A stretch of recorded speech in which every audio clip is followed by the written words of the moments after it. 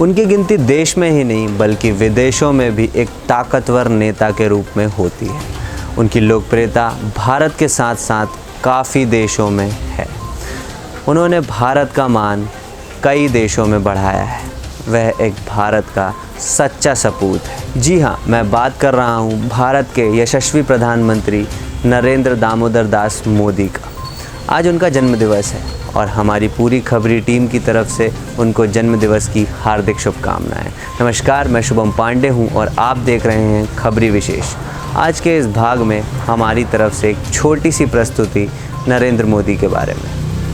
नरेंद्र मोदी का जन्म तत्कालीन बॉम्बे राज्य के महासेना जिला स्थित वडनगर ग्राम में हीराबेन मोदी और दामोदर दास मूलचंद मोदी के एक मध्यम वर्गीय परिवार में 17 सितंबर 1950 को हुआ था। वह पैदा हुए 6 बच्चों में तीसरे थे। बड़नगर के ही एक स्कूल मास्टर के अनुसार नरेंद्र हालांकि एक औसत दर्जे का छात्र था, लेकिन वाद विवाद और नाटक प्रतियोगिताओं में उसकी बेहद रुचि थी। इसके अलावा उसकी रुचि राजनीतिक विषयों पर नई नई परियोजनाएं प्रारंभ करने की भी थी। भारत पाकिस्तान के बीच द्वितीय युद्ध के दौरान अपने तरुण काल में उन्होंने स्वेच्छा से रेलवे स्टेशन पर सफर कर रहे सैनिकों की सेवा की। युवावस्था में वह छात्र संगठन अखिल भारतीय विद्यार्थी परिषद में शामिल हुए। उन्होंने साथ ही साथ भ्रष्टाचार विरोधी नवनिर्माण आंदोलन में हिस्सा लिया। एक पूर्णकालिक आयोजक के रूप में कार्य करने के पश्चात उन्हें भारतीय जनता पार्टी में संगठन का प्रतिनिधि मनोनीत किया गया। किशोरावस्था में अपने भाई के साथ एक चाय की दुकान चला चुके मोदी ने अपनी स्कूली शिक्षा वडनगर में पूरी की। उन्होंने आरएसएस के प्रचारक रहते हुए 1980 में गुजरात विश्वविद्यालय से राजनीतिक विज्ञान में स्नातकोत्तर की परीक्षा दी और विज्ञान स्नातकोत्तर की डिग्री प्राप्त की।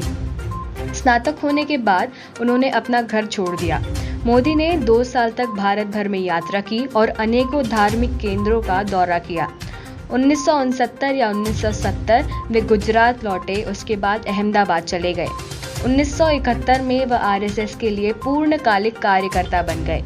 1975 में देश भर में आपातकाल की स्थिति के समय उन्हें कुछ समय के लिए अज्ञातवास करना पड़ा। 1985 में वे बीजेपी से जुड़े और 2001 तक पार्टी पदानुक्रम के भीतर कई पदों पर कार्य किया, जहां से वे धीरे धीरे भाजपा में सचिव के पद तक पहुंच गए।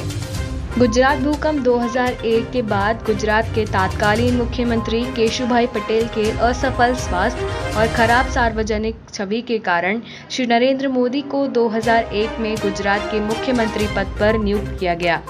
श्री नरेंद्र मोदी शीघ्र ही विधानसभा के लिए चुने गए। 2002 के गुजरात दंगों में उनके प्रशासन को कठोर माना गया है। इस समय उनके संचालन की आलोचना भी हुई। हालांकि सर्वोच्च न्यायालय द्वारा नियुक्त विशेष जांच दल SIT को अभियोजन पक्ष की कार्यवाही आरंभ करने के लिए कोई प्रमाण नहीं मिला। गुजरात के मुख्यमंत्री के रूप में उनकी नीतियों को आर्थिक विकास को प्रोत्साहित करने के लिए श्रेय दिया गया है।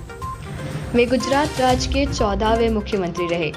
उन्हें उनके अच्छे कामों के कारण गुजरात की जनता ने लगातार 4 बार 2001 से लेकर 2014 तक गुजरात का मुख्यमंत्री चुना।